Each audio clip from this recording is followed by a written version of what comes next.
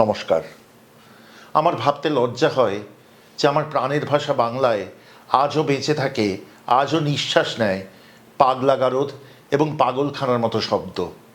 আমি দেখেছি এমন মানুষ যিনি আলোর দিকে তাকাতে পারতেন না দিনের পর দিন, তাই জন্য তার বাড়ির সব জানলার কাঁচ ঢেকে দিতে হয়েছিল কালো কাগজে। তার পরিবার থাকতো অন্ধকারে। আমি দেখেছি এমন মানুষ যিনি এক মাথা চুল এবং এক মুখ দাড়ি উকুনে ভরা নিয়ে বন্ধ থাকতেন রানাঘাটের একটি ঘরে। সেখানে একটি বিরাট গারোদালা জালনা ছিল এবং তিনি তখন আমি ছোট বলে আমার পক্ষে দুর্বোধ্য অঙ্ক মুখে মুখে বলে যেতেন। তার দেয়াল জুড়ে তিনি পাটকেল দিয়ে লিখে রাখতেন নানান রকম অদ্ভুত চিহ্নশুদ্ধ অঙ্ক। আজ বুঝি তা ছিল ক্যালকুলাস। এই সেদিনও আমি দেখেছি পাড়ায় পাড়ায় ঘুরে বেড়ানো অবিন্যস্ত জামা কাপড়ের এক ভদ্রমহিলা। তার জীবনের একমাত্র কাজ হলো টিউবওয়েল টিপে বেড়ানো। এই টিউবওয়েল থেকে ওই টিউবওয়েল, ওই টিউবওয়েল থেকে সেই টিউবওয়েল, তিনি কেবল টিপেই বেড়ান কলগুলি। এবং তারপর সেই শ্রান্তিহীন ক্লান্তিহীন পথের শেষে যখন সত্যিই ক্লান্তি নামে, তখন তিনি বসে পড়েন তারই ছড়ানো জলের মধ্যে। গা দিয়ে ঝরে ঘাম, মুখ দিয়ে ঝরে লালা। কখন তাদের মন বেপথু হয়, কি কারণে হয়, কোন চোরাপথের বাঁকে হারিয়ে যায় তাদের চিন্তা, তাদের মনন, তাদের বুদ্ধি, তাদের বিশ্বাস, তা কেই বলতে পারে। কিন্তু দুঃখের তার চেয়েও বেশি যে সমাজ তাকে ব্রাত্য করে, সংসার তাকে অবহেলায় ফেলে, দূরে সরায় নিজের মানুষজন। তাদের স্থান হয় সেই সব পাগলা গারদ বা পাগলখানায়। এরপর শহরে নামে উৎসবের রাতি। সে উৎসবে যখন মাতোয়ারা হয় শহর, যখন আলোর বন্যায় ভেসে যায় চারিদিক, যখন হাসিতে খুশিতে সারা শহর হয় উদ্বেল, তখন রোজকার লোপসি ছেড়ে সেই পাগলখানা বা পাগলা গারদে তথাকথিত তাদের জন্য রান্না হয় একটি বিশেষ পদ। এক পদ অবশ্যই, এবং সেই পদের লোভে হয়তো গারদগুলো থেকে বেরিয়ে আসে কতগুলো বেপথু লোভাতুর হাত। আজকে যে রান্না, সেই রান্নার যখন নামটি শুনি তখন এমনই চিত্রকল্প ভেসে ওঠে মনে। কারণ এই সব মানুষগুলিকে আমি চিনি, আমি জানি, আমি দেখেছি তাদের। আর তখনই মনে হয় মুছে যাক আমাদের বাংলা ভাষা থেকে পাগলখানার মতো শব্দ। ভেঙে যাক পাগলা গারদের গরাদ, ভেঙে যাক পাগলা গারদের দুয়ার আর তার দেয়াল। শুধু বেঁচে থাক পাগলখানা মাংস নামে একটি রান্না আমাদের ঐতিহ্যরূপে। আজ শিখব সেই পাগলখানা মাংস। চলুন শিখি।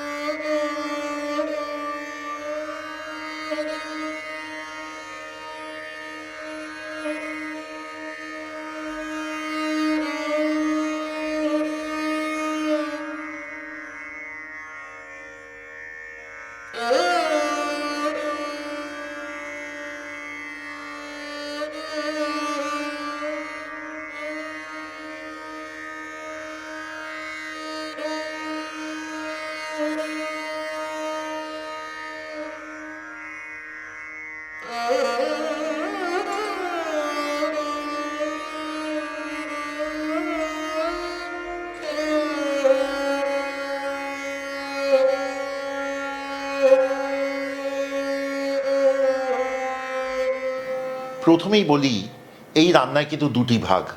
প্রথম ভাগ হলো মাংস ঢেলে তাতে দই এবং নুন মিশিয়ে 1 ঘন্টা রেখে দেওয়া।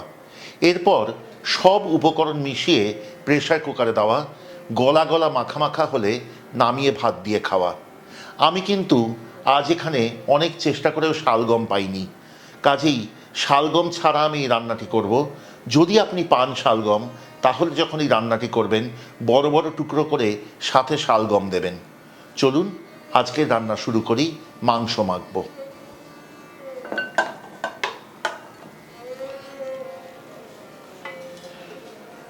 1 কেজি মাংসে মেখে নিন 250 গ্রাম টক দই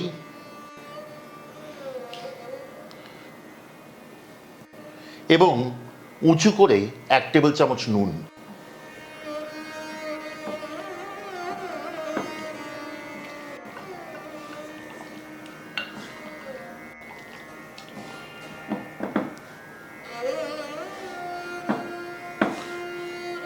মাংস মাখা হলে ঢেকে রাখুন পরবর্তী 1 ঘন্টা। মাংস মেখে রেখেছি, 1 ঘন্টা হয়ে গেছে। এবার আসবো মূল রান্নায়। প্রেসার কুকার চাপান, তাতে ঢেলে দিন মাখা মাংস এবং তারপর একে একে অন্যান্য উপকরণ।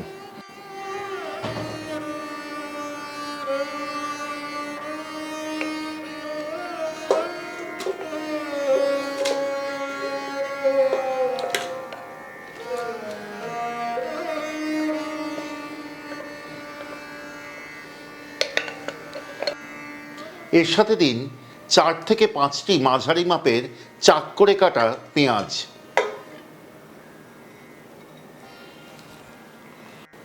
তার সাথে দিন 2 ইঞ্চি পরিমাণ সরু চাক করে কাটা আদা, 1 চা চামচ গোটা গোলমরিচ, 2 চা চামচ জিরের গুঁড়ো, 1টি ফুলকপি বড় করে কাটা, 1 কাপের একটু বেশি মটরশুঁটি, 5-7টি গোটা কাঁচা লঙ্কা, 500 গ্রাম পরিমাণ পালং শাক,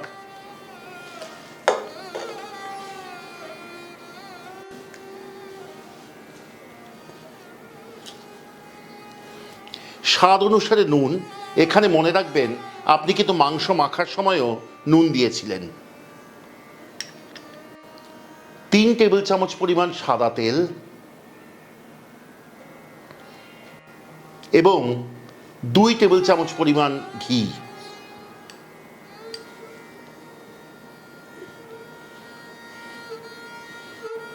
সাথে দিন 2 পেয়ালা জল।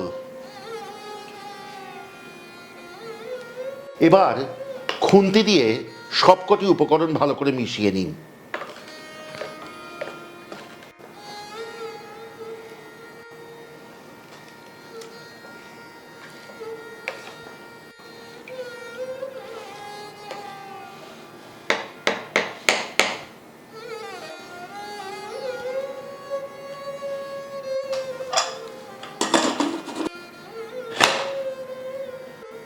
প্রেসার কুকারের ঢাকা বন্ধ করে প্রেসার কুকারটি মাঝারি আঁচে বসান এবং হতে দিন পরবর্তী 5 থেকে 7টি শিস অবধি।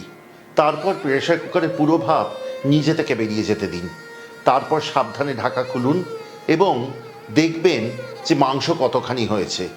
ঢাকা খুলেই আঁচে বসিয়ে রান্নাটি করুন নিভু আঁচে পরবর্তী 15 থেকে 20 মিনিট। এই রান্না কিন্তু একদম গা মাখা এবং পুরোপুরি গলা গলা হবে, সেটিই ভাত দিয়ে খেতে হবে। কে জানে, হয়তো যাদের উদ্দেশ্যেই রান্না করা তাদের খেতে সুবিধা হবে, সেই ভেবেই এই রান্না এরকম।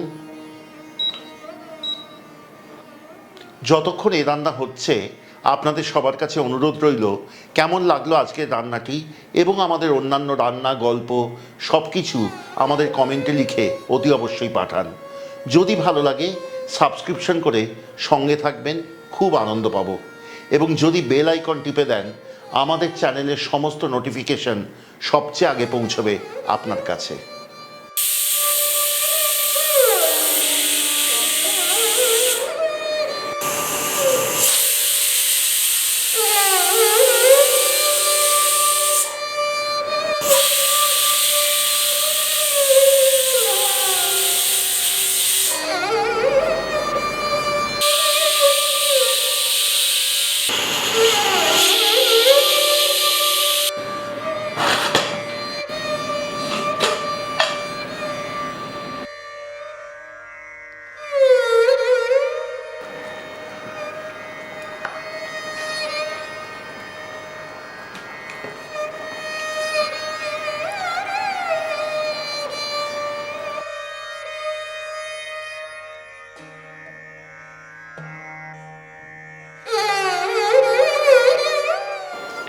ছয় থেকে 7টি শিস ওঠার পর খুব সাবধানে ভাপ বেরিয়ে যেতে দেবেন প্রেসার কুকারে।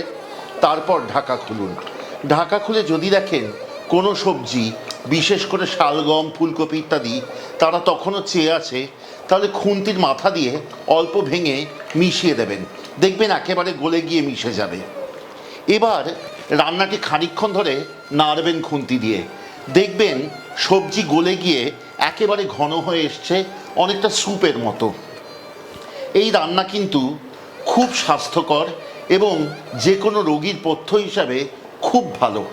ভাত দিয়ে খাওয়াবেন, তাতেই সবচেয়ে পুষ্টিকর হবে। আরও মিনিট 20 মাথায় দেখবেন মাংস একেবারে তুলোর মতো নরম হয়ে গেছে, সব সবজি সেদ্ধ হয়ে প্রায় মিলিয়ে এসেছে এবং ঝোল ঘন হয়ে গেছে। তখন এ রান্না শেষ করার পালা।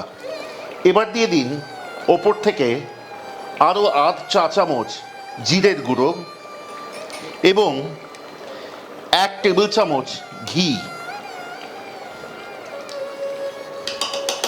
ফুটতে দিন আরও মিনিট খানেক, তারপরে নামান। পরিবেশনের জন্য প্রস্তুত পাগলখানা মাংস।